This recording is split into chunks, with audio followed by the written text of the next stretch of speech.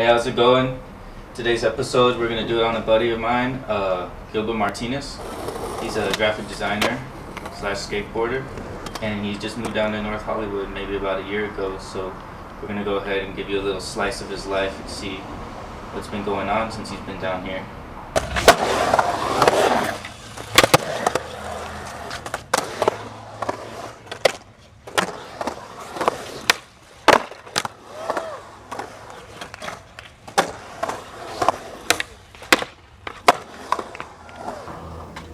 I got into skateboarding at a really young age, about when I was 7, so I always looked up to people. I looked up at people's styles, I looked at how they dressed, how they skated, the way they acted towards people, just basically the way they skated, and I picked that up from them. I wanted to not be exactly like them, but I wanted to have their style. And this one guy, Mark Martinez, just good, all of our good friends, and he started this skate shop called Knuckle Board Shop, and from that, it turned into a print shop, and just from that, it helped us grow and think of new ideas, new possibilities. It gave everyone an opportunity not just to skate, but to do art and then connect it all back to skating, or do music and connect it back to skating. Have a show, and we're gonna be selling boards. We're gonna have art up. We're gonna have live music playing.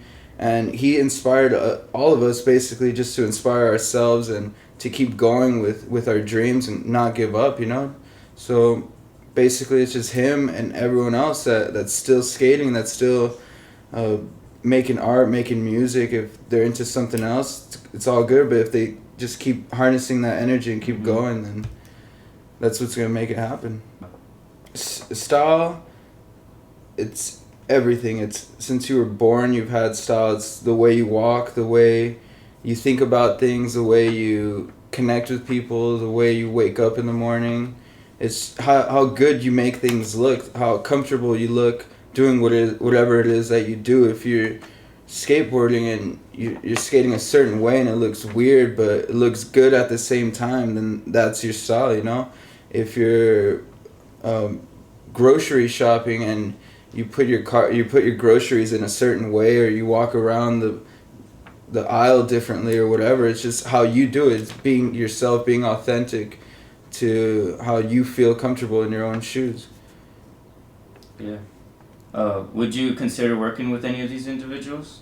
Yeah, with Proper or definitely. Like right now, it's all about school. I'm trying to get to the level where they're at, so I can help them. Right now it's just like little things and like throwing in ideas, but once I get there, I know I'm gonna want to work there and just be making shirts full time, making clothes full time, painting skateboards full time, like just every day, just going into the shop and just producing. Like the more you produce, the better everything is. The more things you create, the better it is, because you're adding on to what isn't there. You're not taking away, or we all go through tough times in our life, and you just take the little things for life and granted. I took skateboarding for granted, and it was just that day I went to the skate park.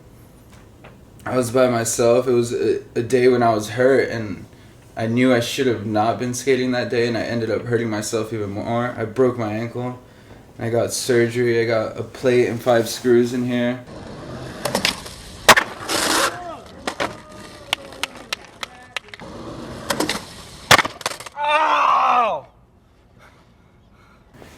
And after that, I was just like, wow, dude, like, you hit rock bottom. Like, what are you doing? Like, you have that epiphany. Like, dude, what are you doing with yourself? Like, who are you? Like, what's your purpose here? And it was just like, wow, like, what am I doing? I saw a stack of, like, my old boards, and, like, I got, like, a paint kit and, like, paintbrushes, and then I was just like, all right, I guess I'm going to paint this board. And, like, I wrote it down. Some days are not easy, and drew some buildings, and like just super stoked. And I just sat there. It was just when you break up anything, like, and you can't walk, and you're just sitting there, and it's just like you don't want to see your friends, you don't want to go out, like you just want to sit there and wait until you can walk. So it's just like, this is my life right here. And like I started painting, and every day I just started painting after that. And that was when I was 18, so I didn't start painting again until I was 18. Coming from a small town, And now that you're here, like, has the big city distracted you from your real purpose for being here, or has it inspired you more?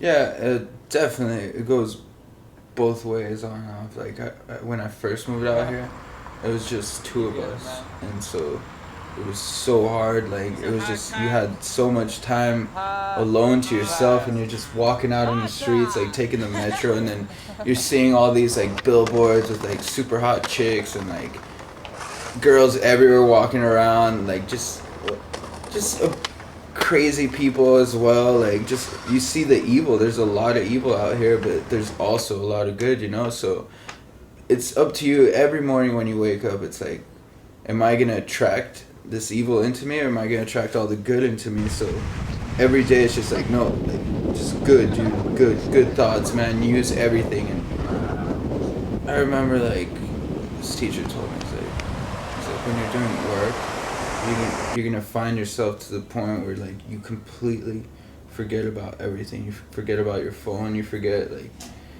talking to someone. Like you may end relationships. Like there's friends that you miss. There's so much family that you miss. I think that's the biggest struggle, and like that's what makes you an artist. It's like it's what makes you a painter. You paint how you're feeling that day, and it's like that's the hardest part, just not getting to see the people you've been seeing your whole life, and like you can only communicate with them through the phone. Like that's the biggest struggle, just like staying strong to your path, and like knowing that it's all going to be good in the end.